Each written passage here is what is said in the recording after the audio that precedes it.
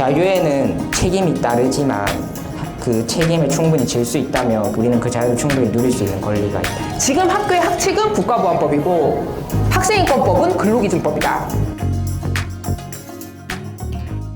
저는 경남에서 고등학교를 다니고 있는 학생이기도 해서 학생 당사자로서 학생인권과 최근에 이슈되고 있는 학생인권 조례에 대해서 이야기를 드리러 나왔습니다.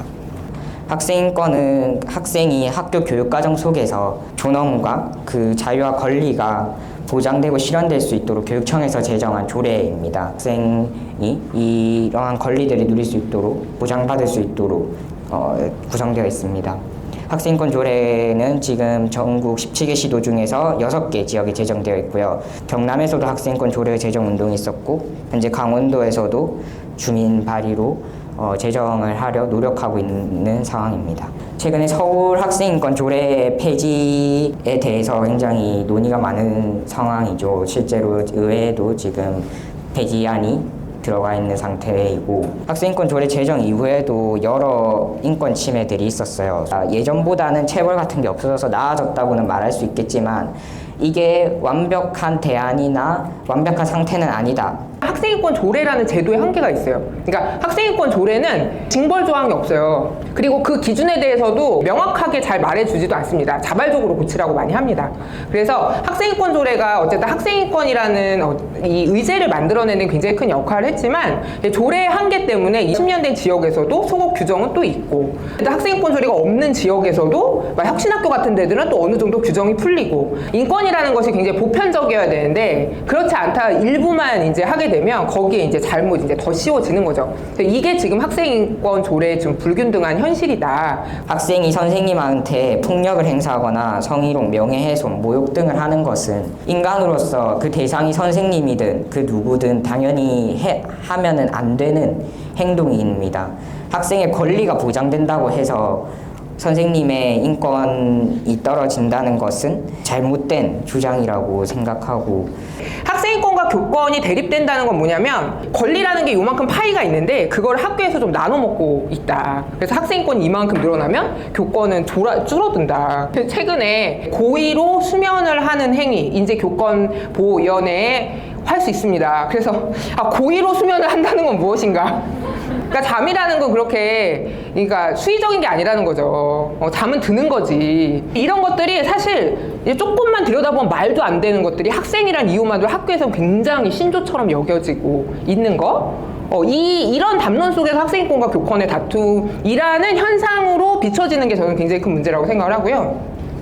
그래도 아마 이런 질문이 있으실 거예요. 교사가 교육할 권리는 있지 않나?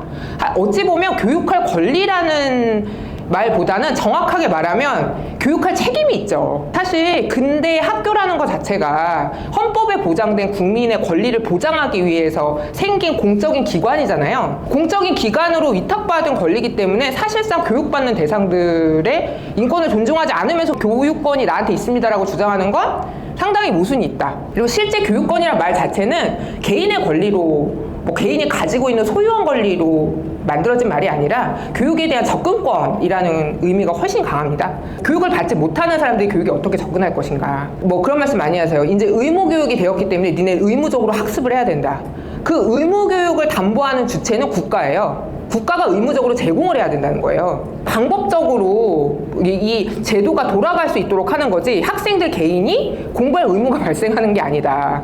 교육의 접근권의 의미에 가까운데 그게 좀 오용되고 있다. 교권이 권력으로 존재했던 거에 문제가 뭐가 있냐면 너무 자의적인 거죠. 학생인권 조례가 있지만 선생님 보기에 옷이 되게 짧다 이런 느낌이 들면 갑자기 벌점. 그러니까 이런 일관성이 없어지는 거, 그리고 자의성에 맡겨져 있는 거, 이 교사의 지도라는 것이 이게 이제 저는 교권의 가장 큰 문제라고 생각을 하고 교사의 교권은 학칙에 따라 하면 된다. 예의가 바르지 못한 학생, 용의가 바르지 못한 학생, 언행이 부순한 학생 기준이 없죠. 불완전한 학칙을 두고 이걸 기준으로 교사의 권리를 이야기한다는 것이 되게 어불성설이다. 실제로 이런 학생인권 침해가 학교에 있다라고 해서 저 같은 경우도 그렇지만 쉽게 얘기하는 게 어렵습니다. 공감대 형성이 잘 안 되고 또 선생님들의 시선들이 두렵기 때문에 어려운 상황이고요. 그러면 도대체 인권적으로 어떻게 학생이 문제를 해결하면 좋을까? 학생의 인권을 제일 먼저 보장하는 게 중요하다고 생각해요. 저는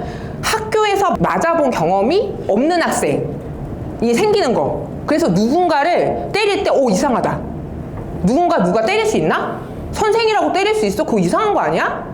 이런 관념이 생기는 거.